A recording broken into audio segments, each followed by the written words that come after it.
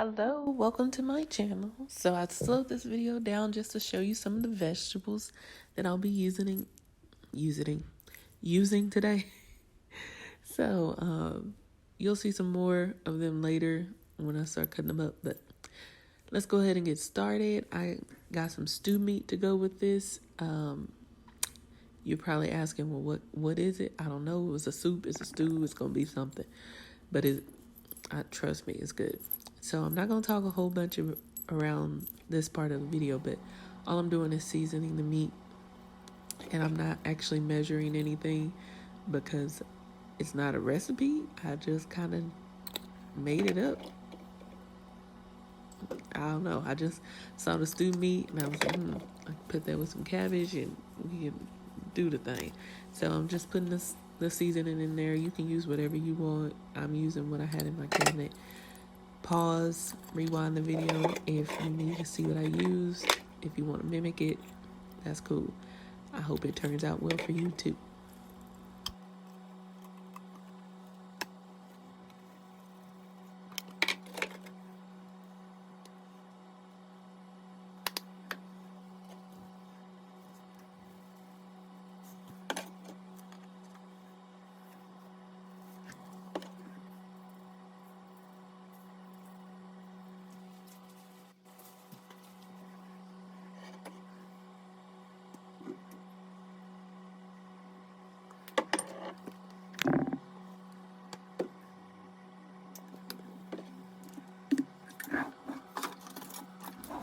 Okay, now here I am just mixing up all the ingredients. Now, if the camera's like moving all over the place, that's because I kept hitting the stand, but it's okay. Hopefully nobody has no seizures or nothing. I mean, I pray that you don't. Lord bless your life. So now I'm putting in some garlic, minced garlic, and just, mixing it up. Then I'm going to set this to the side and then get started on whatever was next. I want to say it was the cabbage, but we'll see. Okay, so it's actually not the cabbage. We are cutting up vegetables. So this is pretty self-explanatory. You're just going to cut up the vegetables that you want to use, any ones that you want to use. I'm actually cutting my jalapeno pepper. Now for this, I remove the seeds. When I do this again, I'm going to keep the seeds because I like the spice, and I thought it was going to be too spicy, but it wasn't. So I'm just cutting this up. I'm going to cut up the rest of these vegetables, and then we're going to get started. Oh, and by the way, so with this little cutting board I got, I can just sweep it into this bowl. And so that's what I did with all my vegetables. After I cut them up, I just sweep them right into the bowl, set it to the side until it was time to use them.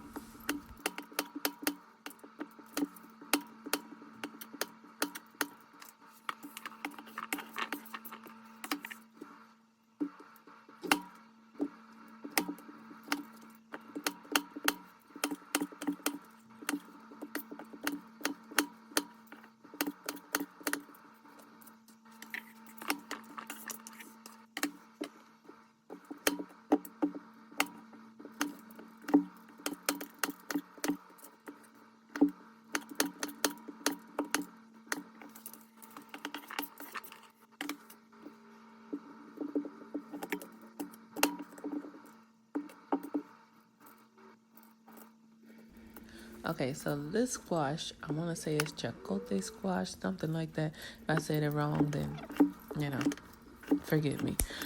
Well, I ain't never used this squash before, and if you see me pausing and stuff, and my fingers going to my mouth, it's because I was tasting it, and it kind of resembled the texture of a green apple without the sweetness, of course, or the sweetness and tanginess, but yeah, the texture was similar to that, and I'll probably use this again. I like it. It's different from the other squashes, but it tastes pretty good.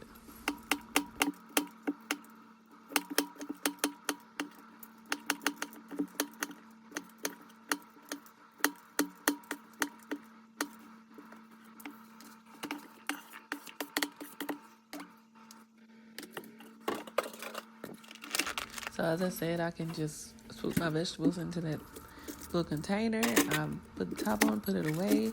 I'm cutting up my cabbage. You gotta take that bottom part off. Throw it away. You don't need it. And then I'm just cutting up. I only did about a half because it's just me, so I don't need to cut up a lot. So I just cut it up, and then I put it into a strainer so that I can wash it. And then once I wash it, I'm gonna go get started with the cooking. Well, here we're actually getting started with the onion soup. I got some brown onion soup. I think that's what it's called. And yeah, so this is the only other ingredient besides regular spices that I use. So I put this in the pan, added 2 cups of water, and then just kind of whisk it a little bit. And then I'm going, actually 3 cups of water. My bad. I didn't see that third one. So 3 cups of water, whisk it, and then just let it heat to a boil.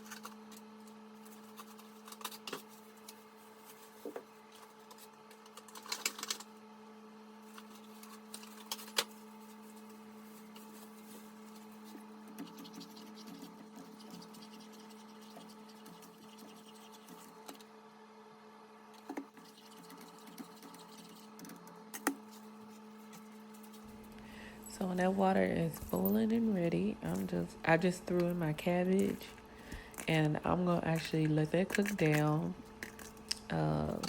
before I add in the other vegetables, because I'm gonna cook those separately and then put them in there. So I couldn't find my other spoon, so don't judge me for using the whisk. Life happens, okay?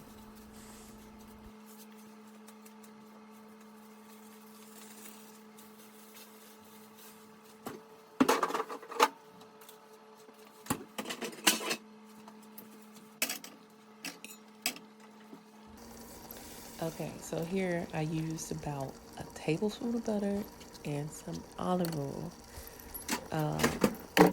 How much olive oil you ask?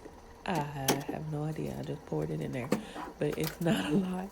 So I want to say maybe a tablespoon of olive oil, not too much. Don't go crazy with it. And so then once it comes to a sizzle, I throw my vegetables inside, and then I just kind of like move them around a little bit, and then just let them sizzle for a little bit, cook down, get a little bit, get a little soft before I transfer them over to the pot with the cabbage.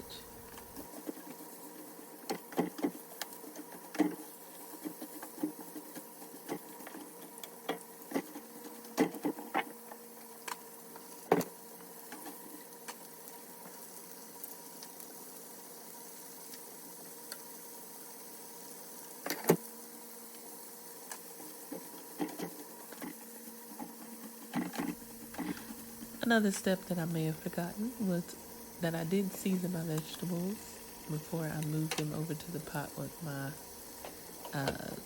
cabbage, which I'm going to season them again, but you know, the vegetables just need to get their own little extra seasoning. It's just some salt and peppers, onion powder, and I want to say I threw some basil in there too.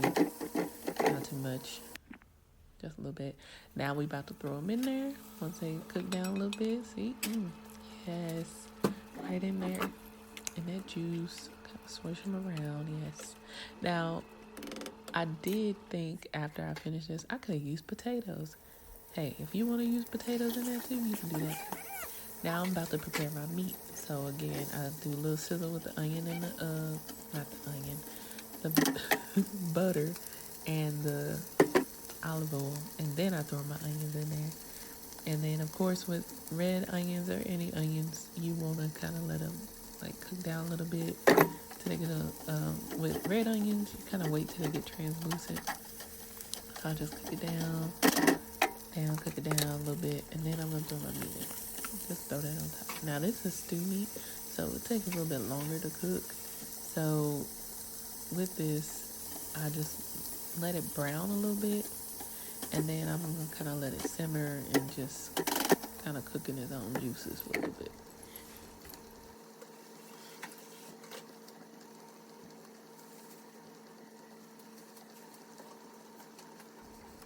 So this is me just coming to check on it.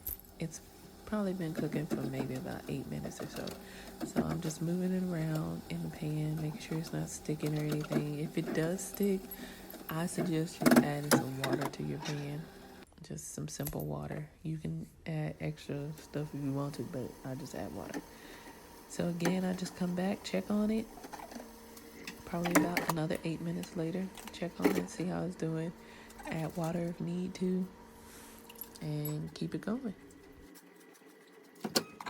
Just a little FYI, once my meat got cooked through, I did taste it and figured that it needed a little bit more salt, so I added a little bit more salt to it before I finished cooking it. So yeah, if you need to taste anything, taste it, see how it tastes, and then adjust your seasonings in accordance.